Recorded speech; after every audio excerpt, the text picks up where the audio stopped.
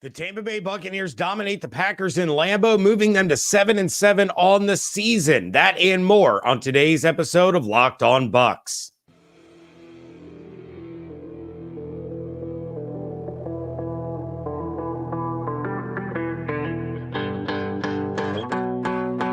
You are Locked On Buccaneers, your daily Tampa Bay Buccaneers podcast, part of the Locked On Podcast Network, your team every day.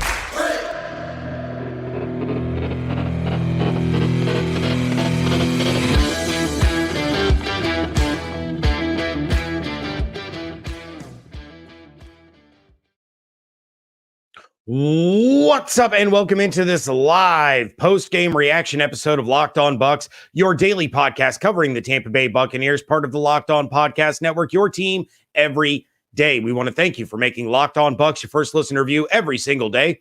Don't forget you can subscribe or follow for free on YouTube or wherever you get your podcasts. And of course, you can follow everything on Twitter. I am James Yarcho, deputy editor of SB Nation's BucsNation.com. at JYarcho_Bucs on Twitter.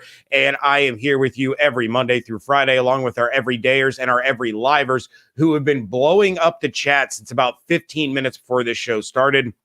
I want to thank all of you for your continued support of the show. And now you can join the Locked On Bucs Insiders, where you're going to get the news, the inside scoop, and exclusive content delivered directly to your phone, plus one-on-one conversations with me via text message, whether it's about the Bucs or anything else. We love to chat with one another. So join the Locked On Bucs Insiders. Go to joinsubtext.com/LockedOnBucs to sign up. This episode is brought to you by LinkedIn Jobs. LinkedIn Jobs helps you find the qualified candidates you want to talk to faster.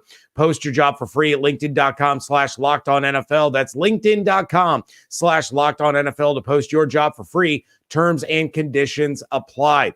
On today's episode, I'm going to talk about some things that I liked. We're going to talk about some Devin White drama. We're going to pass out game balls for the big win.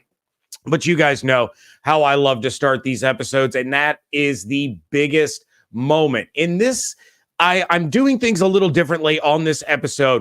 My biggest moment isn't a specific play. It truly is an overall moment.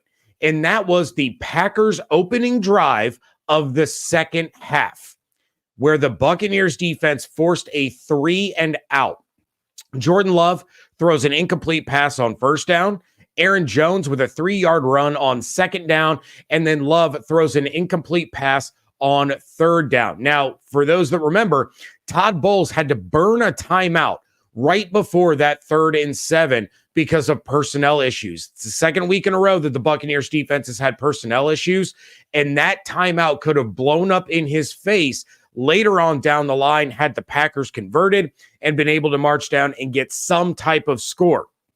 However, on that 3rd and 7, the Bucs got the personnel right. They got ready, and then pressure came in late. It wasn't heavy pressure, but that pocket started to collapse just enough to force Jordan Love to throw off of his back foot.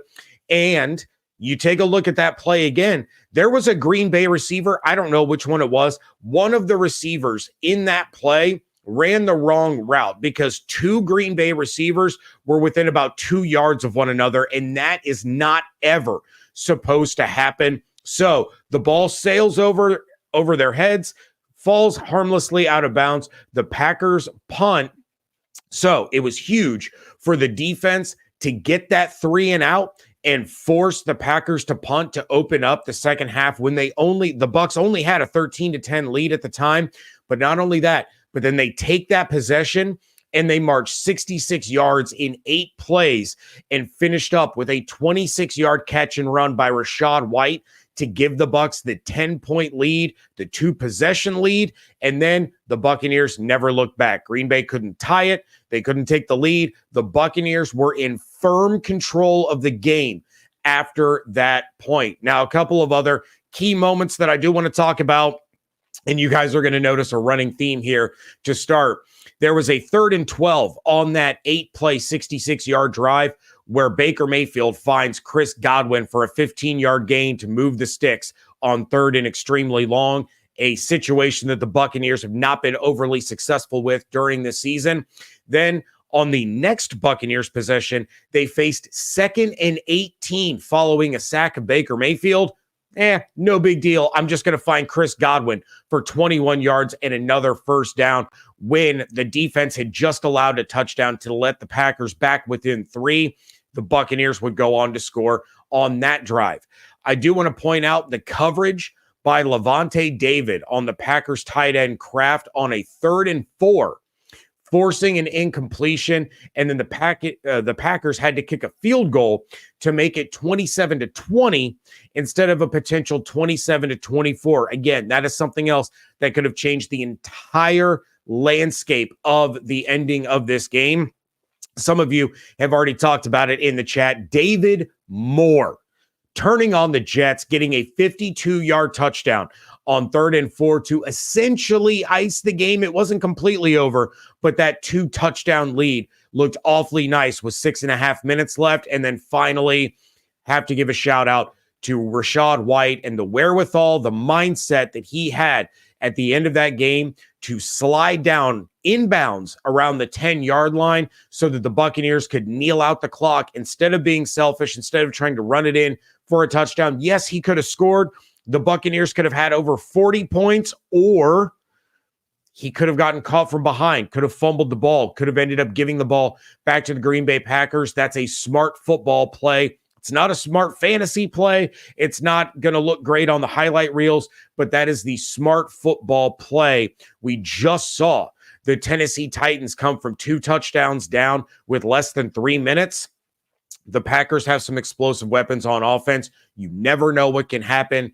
A bird in the hand is worth 2 in the bush, and Rachaad White knew that, slid down, let the Bucs kneel it out for a huge win. Want to jump in and give a shout out to some of the people in the chat. You guys are blowing it up. I love each and every one of you. We've, since the very, very beginning, we've had Fausto, Gary, hello, Ben, who else has been in here from before we even started? Destined for Greatness has been in here chatting. David Stacks, Locked On Bucs Insider, Make It All Gaming, Mike Cordell, another Locked On Bucs Insider. A lot of you guys have been in here. And then since then, we've had Demon Hunter jump in. James Young, I love your name, James. It's a wonderful name. Ward Burns, Paul, tons of you in the chat. I appreciate each and every one of you. James in the chat does say Baker Mayfield played his best game as a Buck. I do not disagree. I'm going to talk more about Baker Mayfield coming up in a little bit. You guys know that I will. Demon Hunter in the chat, love how he is so unselfish and goes to the ground instead of trying to do too much. Yes. How many times have we seen NFL players try to do too much in those situations and it ends up backfiring again? That's a high football IQ play by Rachaad White, and he is continuing to get better and better each week. He didn't hit that 175 total that I predicted, but another game of over 100 total yards and a touchdown for Rachaad White. He is turning it on at the right time. Make It All Gaming says Baker went crazy. His head was on fire. David said in the chat, my score prediction was 34-21. So close. So close, David. We got Kevin in the chat.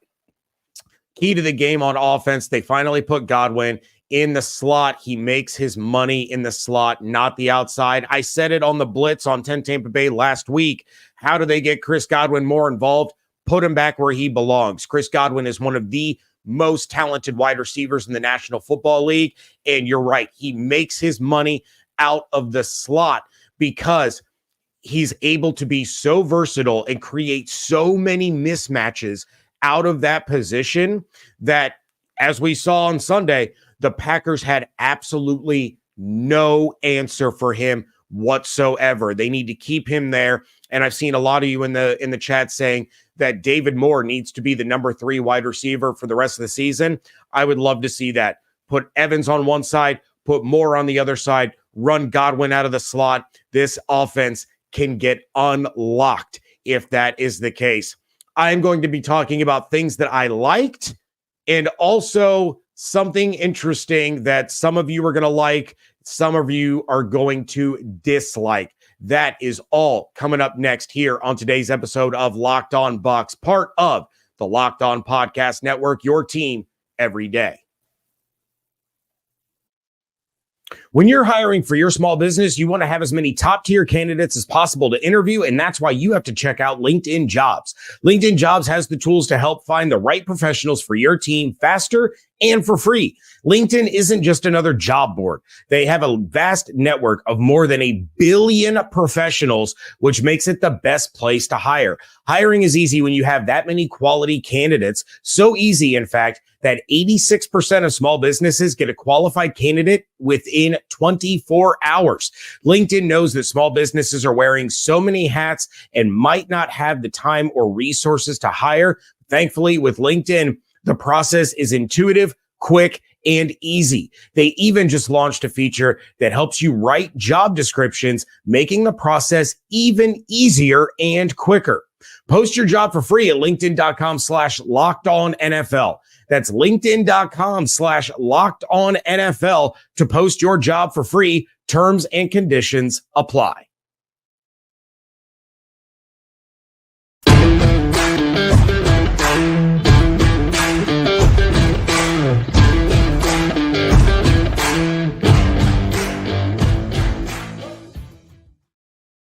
Thank you again for making Locked On Bucs your first listen review every single day. Locked On has launched the first ever national sports 24/7 streaming channel on YouTube. Locked On Sports Today is here for you 24/7, covering the top sports stories of the day with the local experts of Locked On, plus our national shows covering every league. Go to Locked On Sports Today on YouTube and subscribe to the first ever national sports 24/7 streaming channel. Some things that I liked. Let's start things off. Usually here I'll talk about things that I liked, things that I disliked. Let's start off with a couple of things that I liked. And I want to address this first in the chat before I get into the first thing that I liked. I see Ward in the chat says Baker has to be franchise tagged. In my opinion, I disagree with you, Ward.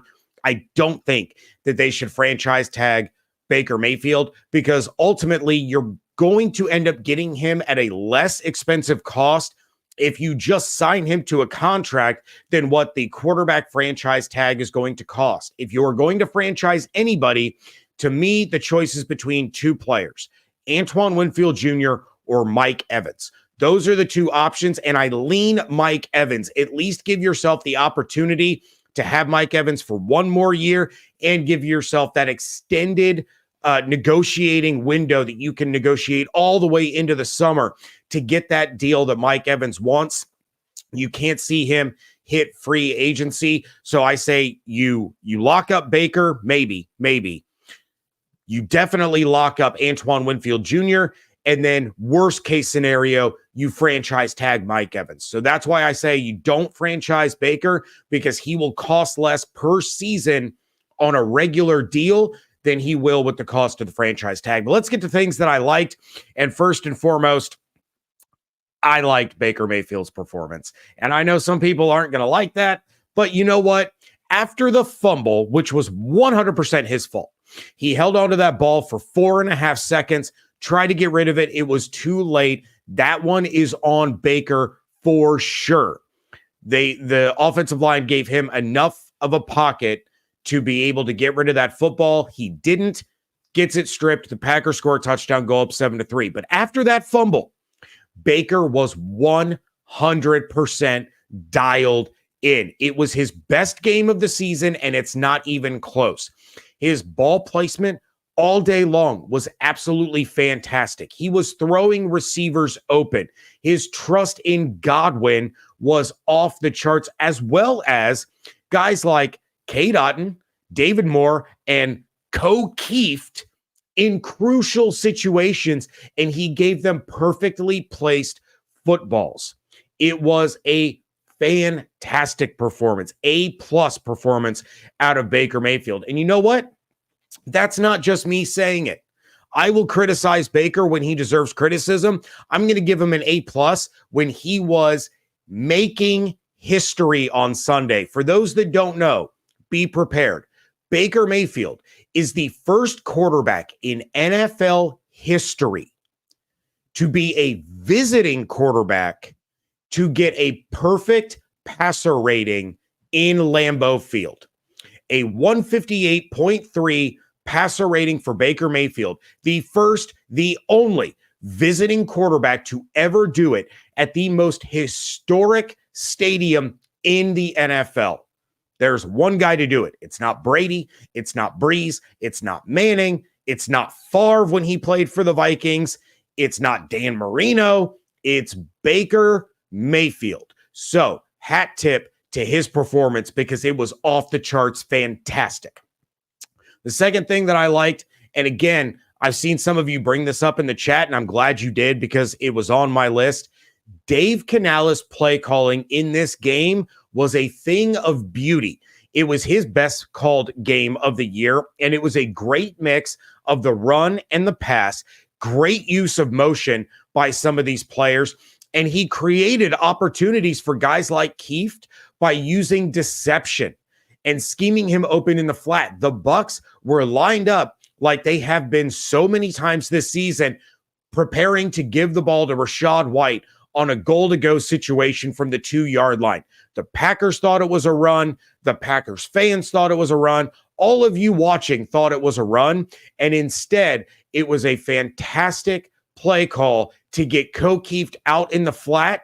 Nice, crisp pass from Baker Mayfield. And boom, Kieft gets a touchdown on his first reception of the year. Not only that, what did I say? One of my keys to the game was do not go 3 and out. You cannot afford to go 3 and out in this game and give the Packers multiple opportunities. This team had 1 3 and out all day long. The Buccaneers finished the game with 9 possessions. They had 1 punt, they had 1 fumble, and they had 1 possession at the end of the game where Rachaad White slid on his butt and said, let's kneel this out and go home. This is the kind of game that we were hoping to see out of Dave Canales by this point in the season, and it's exactly what we got. So now it's time to turn the page and see if he can do it again against a better Jacksonville Jaguars team and keep this hot streak going, because the Buccaneers have looked absolutely fantastic over the course of the last 3 weeks. Something else that has happened over the last 3 weeks is that Devin White has not played, and it's time. I'm not doing a dislike. It's time to talk about Devin real quick before we get to the distribution of game balls. So Devin White practiced all week long. I said on the Friday show, Devin White's going to play. I didn't think Vita Vea was going to play. He did. I said, Devin White, he's locked and loaded. He's in. He's good to go. Before the game, Stacey Dales of NFL Network said Devin White is going to be inactive and it is not injury related. Red flag number 1. Then you start getting some conflicting reports saying that it is injury related. He said his foot wasn't good. He couldn't go, wasn't comfortable. Even though he practiced, he wasn't quite game ready yet. Okay. Let's wait and see what Todd Bowles has to say. Todd Bowles after the game tells the media, Devin told me before the game that his foot wasn't ready. We had to play with the guys we had. He didn't look happy about it. Then Rick Stroud, via the Tampa Bay Times and on Twitter, tweets out, quote, breaking. Bucs Devin White said he couldn't go and was made inactive, but the team planned to start KJ Britt at inside linebacker. I'm told White's attitude has not sat well recently with some teammates and coaches, end quote. Again, that's from Rick Stroud of the Tampa Bay Times. That is what he has been told. Here's my reaction. Devin White is done. Devin White's tenure in Tampa Bay is over. Do not be surprised if Devin White does not take another snap for the Tampa Bay Buccaneers. Whether they get in the playoffs or not, you'd love to have Devin White on the field against a team like the Philadelphia Eagles or the Dallas Cowboys, if that's who they end up hosting. When it boils down to Rick Stroud being told that his attitude has not sat well recently with teammates and coaches, your time is up. It's over. I didn't think they were going to re-sign Devin White after the season anyway. He wanted too much money. His production was not living up to the contract that he wanted. You go all the way back to the trade requests and the trade demands that he made earlier in the offseason. Then he backed off of them and played that game. It's done. And KJ Britt has been outstanding in his absence. So KJ Britt has been playing phenomenal football and earned that starting spot over Devin White, much like I talked about Zion McCollum earning a starting spot over Jamel Dean. But the Devin White thing is over. So it goes back to what I said at the top of this segment. You sign Baker Mayfield. If Todd Bowles and the staff remain and you want to bring back Baker, he's going to be cheaper than the franchise tag. You give the money to Antoine. You give the money to Mike Evans. And you say, Devin White, your 2020 playoff performance was a thing of legend. We want to thank you for all you've done for this organization, for helping this team win a Super Bowl against the Kansas City Chiefs. And we wish you the best of luck with whatever team you go to next. Because I'm telling you right now today, Devin White will not be a Tampa Bay Buccaneer after this season. Period. End of discussion. Going to jump more into the chat coming up here in a little bit as we pass out the game balls. That is next on today's episode of Locked On Bucs. Score this NFL season with FanDuel, America's #1 sportsbook. Right now, new customers get $150 in bonus bets with any winning $5 money line bet. That's $150 if your team wins. So if you bet on the Buccaneers to beat the Packers, guess what? $150 in bonus bets in your account right now. The Buccaneers are early 2.5-point home underdogs against the Jacksonville Jaguars with an over-under of 44.5. So if you've been thinking about joining FanDuel, there's no better time to get in on the action. The app is super easy to use, and there's a wide range of betting options, including spreads, player props, over-unders, and more. So visit FanDuel.com/lockedon and score this NFL season. FanDuel, official partner of the NFL.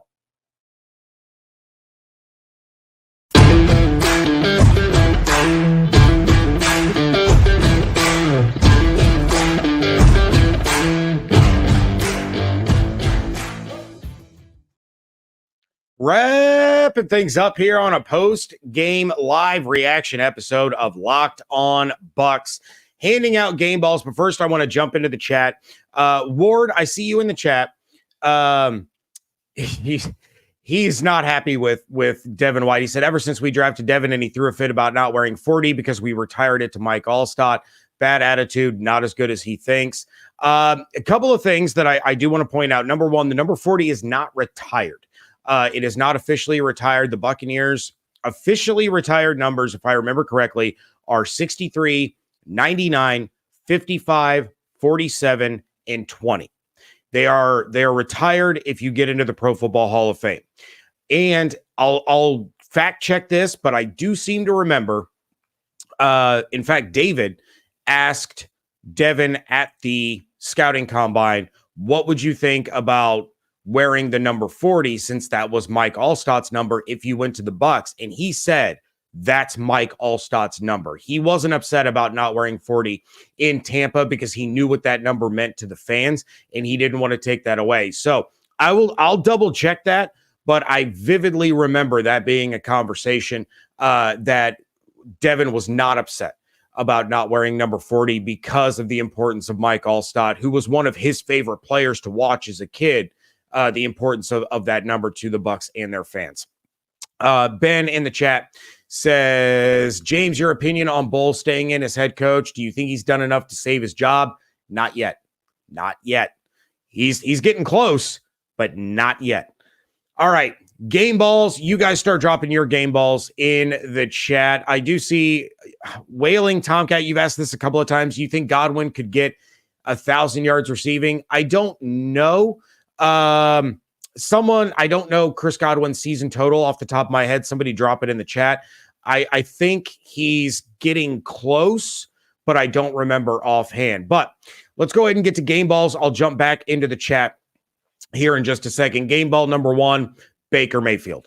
22 of 28 for 381 and 4 touchdowns. He did have the 1 fumble. He was sacked 5 times, but still completed 78.5% of his passes. The Buccaneers were 1-5 this season when Baker was sacked 2 or more times. He was totally dialed in, and it was a beautiful thing to see. And I already mentioned the history that he made at Lambeau. He absolutely deserves the number 1 game ball of this game. Now, usually my next game ball goes to the top defensive player.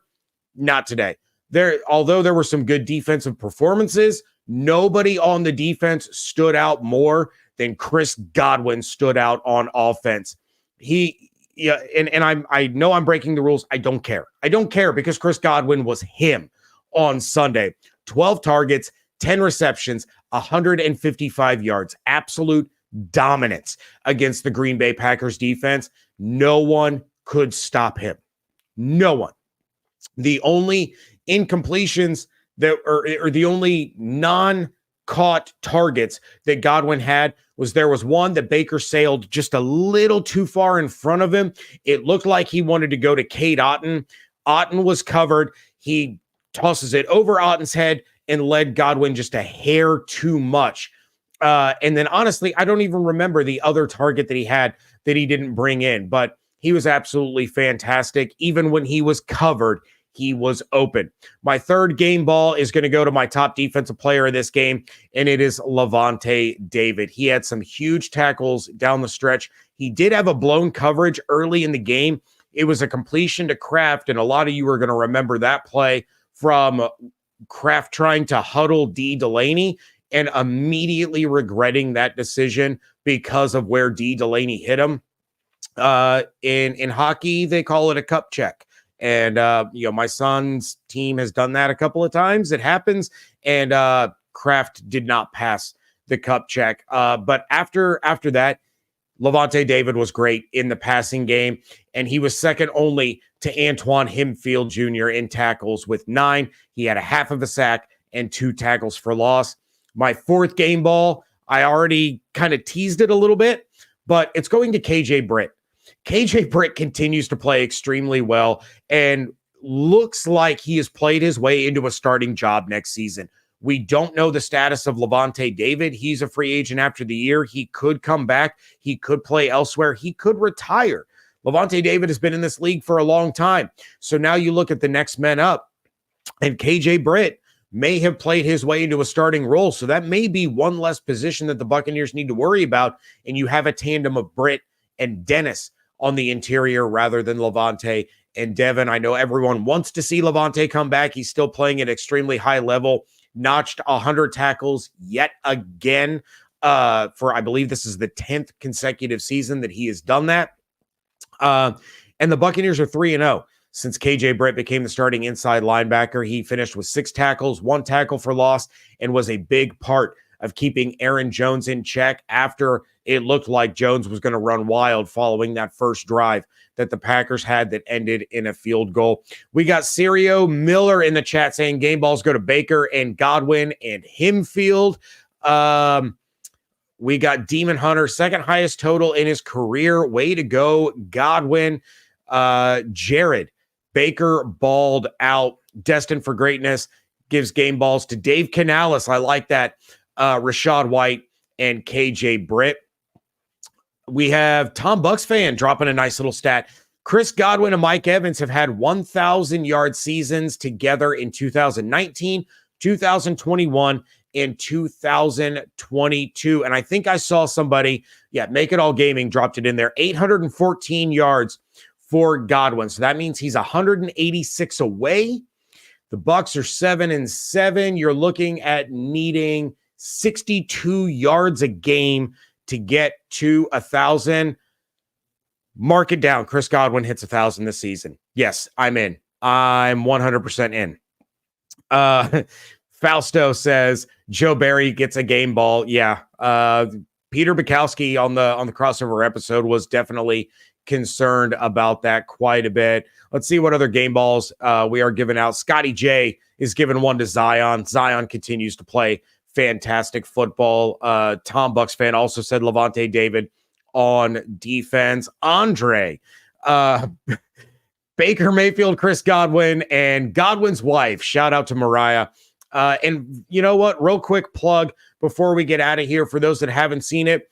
check out the Godwin Foundation charity auction. It does end Sunday night, so it's only going to apply to those of you watching live right now. Auctioning off some incredible autographed merchandise, game-used merchandise, and it's not just Buccaneers stuff. There's Lightning stuff, there's Rays stuff, there's stuff from Penn State players. There's all kinds of stuff on there, but we're talking Godwin autographs, Evans, Rachaad. There's a beautiful autograph photo of Scotty Miller's touchdown catch against the Packers in the NFC Championship. Oh, and there's a couple of Tom Brady autographed items. So check it out. It goes to Godwin's Foundation, which of course he and Mariah run together to continue giving back as part of their love of animals. So it's a great cause. Check it out. It could make the perfect Christmas gift for somebody on your list right at the buzzer. With that, I'm going to bid you all a fair adieu. I do have to get out of here, but I will be back tomorrow. I'll be on tomorrow's episode, and then David will be on WTSP Wednesday this week. A little shakeup because David has to fly back from Los Angeles. So I'm sure we'll have more to talk about regarding Devin White and more fallout from this game. Thank you all so much for joining in on this live episode. Make sure you join the Locked On Bucs insiders at joinsubtext.com/LockedOnBuccaneers. Hope you all have an absolutely outstanding Victory Monday. Stay safe, stay healthy, fire the cannons. Thank you so much for joining me right here on Locked On Bucs, part of the Locked On Podcast Network, your team every day.